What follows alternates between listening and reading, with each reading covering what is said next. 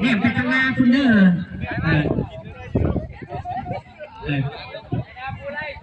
ผู้ใดนกงามผู้ว่าผู้ว่าอาจารย์ผู้ว่าสิได้รางวัลพิเศษว่ะ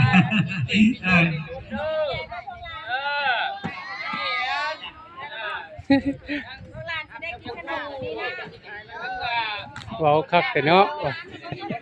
ให้น้องนักเรียนเด้อต่อแถวเดียวเด้อลูกวันนี้ลูกน้องนักเรียนเอาเลยลูกตัดแถวทางหลังเรียนเด้อแถวเดียวเด้อแถวเดียวปีนายาปีนายง้างเลยแถวลูกแถวเดียว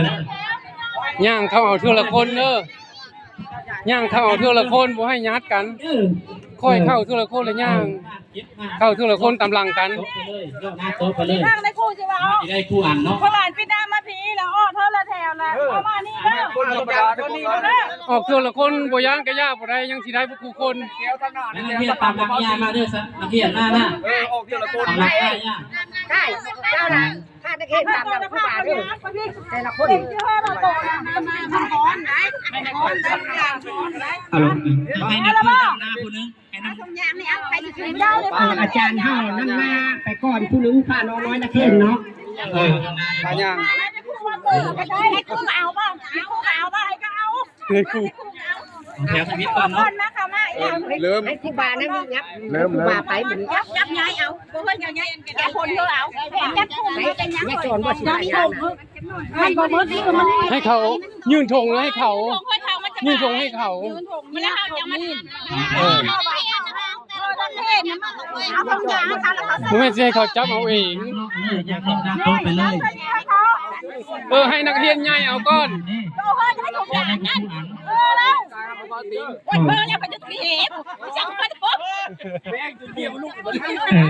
หายใจเย็นๆเด้อให้ทำใจดีๆไว้จัดประเทศเนาะผู้เฮา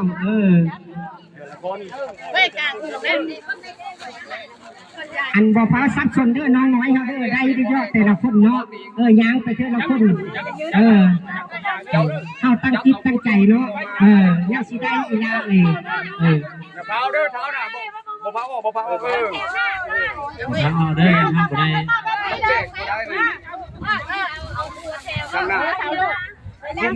นั่งท่าได้อยู่เนาะของเฮาบักหลายนึงเพิ่นเอามาแจกเลยมื้อนี้เนาะเอามาใหญ่แล้วเนาะเจ้าที่การวัด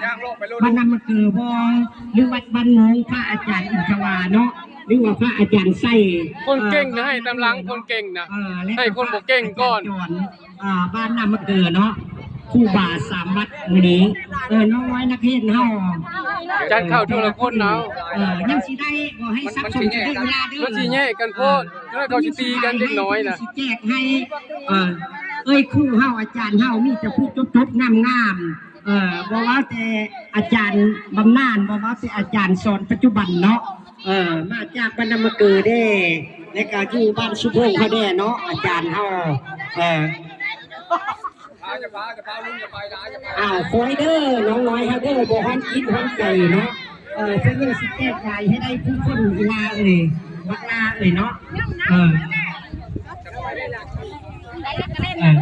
ซอยกันเด้อซอยกันถือเอาตัวนั้นน่ะถือเอาประจำซอยกันแต่ละพ่อแต่ละทุนเนาะโอ้ยน้ำนั่นน่าสิอยู่สุดท้ายเนาะน้ำน่ะเนาะเอาเป็นอะไรอยู่ทางบ้านทางเฮือนเนาะแม่เพชรเฮาบ่นึกว่าน้องน้อยนะเพชรเฮาบ่เนาะ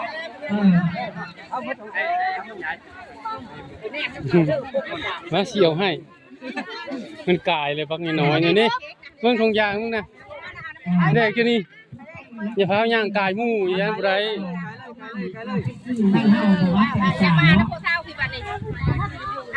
อีแบบน่ะผู้ไปตั้งต้นหุยแบบน่ะมากูไปเอาถ้ากูพาไปเอาไปกูพาไปเอาไปผู้ไปเอาผู้ตั้งแต่ผู้คือกูปื้อแหละ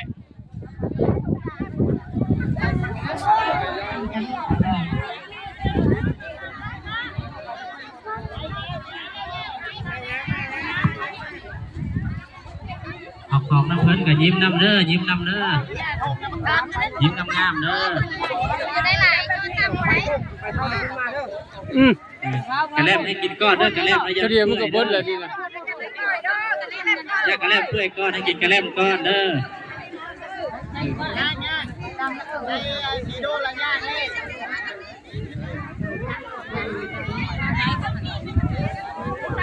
เอาเนาะพี่น้องเฮาตอนนี้เจ้าแก่อำนาจการปกครองเจ้าแก่ในโฮมชาวบ้านสุโขงก็มือนี้มือสันปฏิมือสองมือประกอบเป็นงามเนาะเป็นเดินฮก ยายซองโลดอีโดนะพี่น้องเฮาผู้บาอาจารย์เพิ่นมาแจกเคิงมาใหญ่เคิงเนาะยุทธกังยังนำบ่หรือว่าขนมข้าวจี้โฆษณาอาหารอยู่ห้องเล่นถมบ้านสุโขงดีมกดีใจรับเพิ่นเนาะออกตุนญาติโยม ไม่สิได้บ่ลอกบ่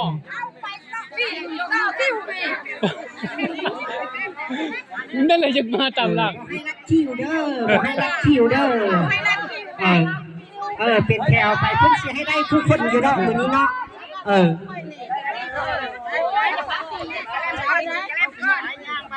ใช่ผู้ที่แท้เห็นนักเห็นผู้ที่แท้ใหญ่ใหญ่เกินนักเห็นใหญ่ หัวจนขาวหมด ให้มันได้คู่อันเด้อใส่ถุงเพิ่นยังสิป้อนให้เนาะแต่ละอันเนาะอดซักพยายามฮอนแดดก็อดเอาเนาะเหรอ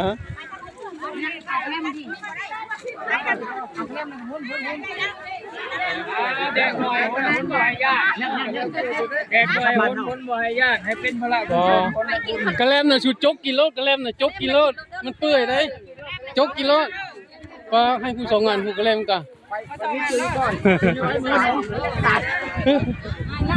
เบิร์ดเมื่อวันกินบ่ได้สิไปจงได้กระแลมน่ะโรเดอร์กระเล่มเด้อคือแสดงระบบกระแลมน่ะจกกิโลมันเปื่อยได้มันสิเปื่อยอยู่หั่นน่ะเฮียนเก่งๆเด้ออันนี้ก็ให้ซ้อมใจเด้อจะบอกไม่รู้เฮียนเก่งๆเด้อได้ซ้อมฮะ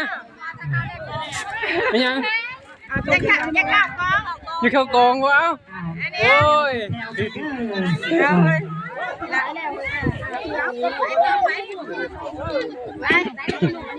ฟ้าโลดดีเนาะ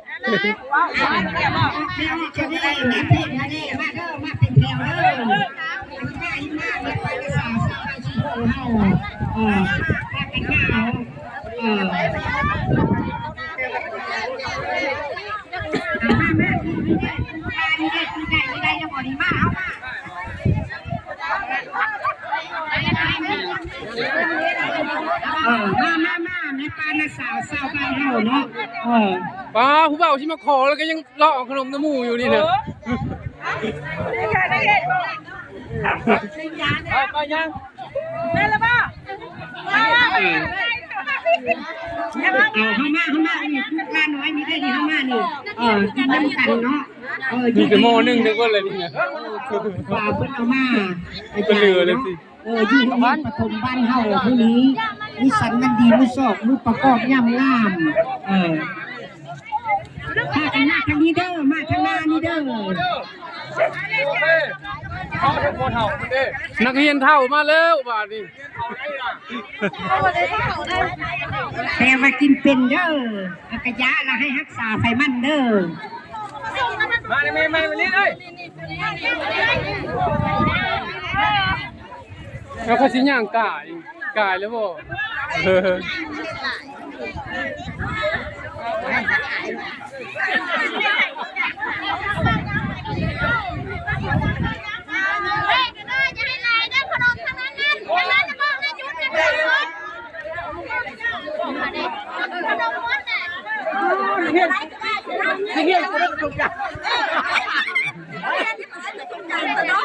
นี่ฮ้อนแหละพัง